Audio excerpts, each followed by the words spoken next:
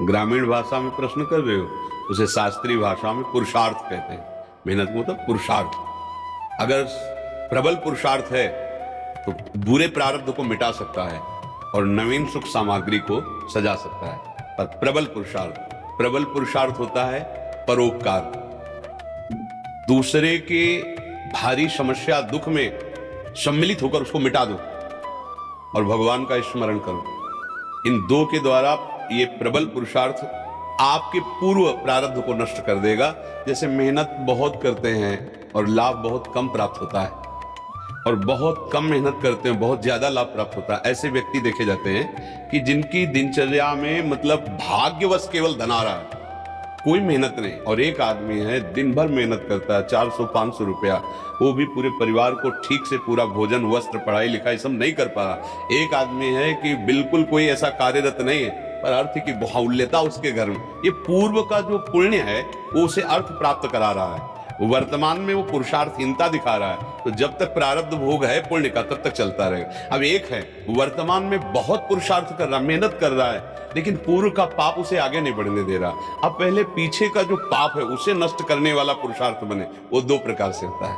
परहित सरिष धर्म नहीं भाई, दूसरे का किसी का ऐसा हित हो जाए जो असहाय है, असमर्थ है, रोगी है, परेशान स्थिति में, हम उसका सहयोग कर दें बिना किसी स्वार्थ के और प्रभु का नाम जप करें। इन दो के द्वारा हम पुराने कर्मों का परिणाम जो हमें आगे नहीं बढ़े उनको हम नष्ट कर सकते हैं। तो हुआ तो ये भी प्रयास ही ना, मेहनत ये भी तो हुई ना, नाम जप करते हुए दूसरों के सुख की भावना में अपने कर्तव्य का पालन करते हुए। तो ये पुरुषार्थ आपके पूर्व प्रारब्ध का नाश कर सकता है।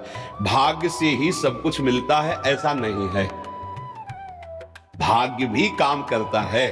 जैसे बहुत पढ़ लिख करके ग्रेजुएट हुए लेकिन प्रारब्ध इतना बुरा है, नौकरी नहीं मिल रही, तो बेचारे गांव के कार्य कर रहे हैं या छोटी मोटी दुकान कर ली और ऑफिसर रैंक की पढ़ाई किए हुए है। और एक है कि ऐसे घर में जन्मे हैं कि जमींदारी पहले से ही है और वो न पढ़ने में रुचि न किसी क्रिया में रुचि, लेकिन वो बहुत सांसारिक सुखों को भोग रहे हैं। यहाँ प्रारब्ध देखा जाता है। लेकिन एक है कि बहुत गरीब घर में जन्मा, बहुत मुश्किल से उसके माता पिता ने पढ़ा पाया, पर उसने जी जान से मेहनत की, इतना पुरुषार्थ किया कि वो गांव में सबसे बड़ा आदमी बन गया। ये भी देखा जाता है। जो अपने पुरुषार्थ को प्रबल कर दे तो प्रारब्ध को मिटाया जा सकता है। अगर पुरुषार्थ हल्का हुआ तो प्रारब्ध जोर कर देगा और आगे नहीं बढ़ पाएगा। सबसे जोर का पुरुषार्थ है परहित करना और भगवत स्मरण करना। ये मतलब शास्त्र की एकदम सार बात बता रहे हैं। जिसको संसार में सबसे जल्दी उन्नति प्राप्त करनी हो, ये दो बात पकड़ ले। भगवान से मनावे कि कभी किसी की सेवा का अवसर हमें दीजिए। माता पिता गुरुजन, कोई बाहरी पशु पक्षी, ऐसा कोई बीमार व्यक्ति जिसका कोई सहयोगी नहीं, कोई ऐसा जिसको हमें अवसर मिला है, बहुत बड़ी मतलब ये बिल्कुल रामबाण औषधि समझो कि इसमें अचूक वो तुम्हारे प्रारब्ध को विध्वंस कर देगी। जहां तुमने किसी असहाय की बिना स्वार्थ के, बिना कुछ लेने की भावना के और तन मन धन वचन से सेवा की और भगवान का स्मरण किया, ये तुम्हारे पूर्व प्रारब्ध का नाश कर देगा। और जब हम दूसरों का सुख छीनते हैं, ये भी मेहनत है। चोर भी तो मेहनत करता है, न जाने कितना हिम्मत करता है दूसरों की संपत्ति चुराने के लिए, मारपीट सहता है, मारपीट करता है।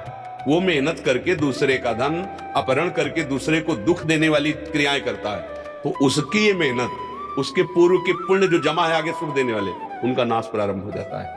पूर्व का पाप और वर्तमान का पाप, ये जब दोनों मिलेंगे तो किसी काम का नहीं कहते मिट्टी में मिल गया, किसी काम का नहीं, सब विध्वंस हो जाता है। इसलिए सदाचरण करो।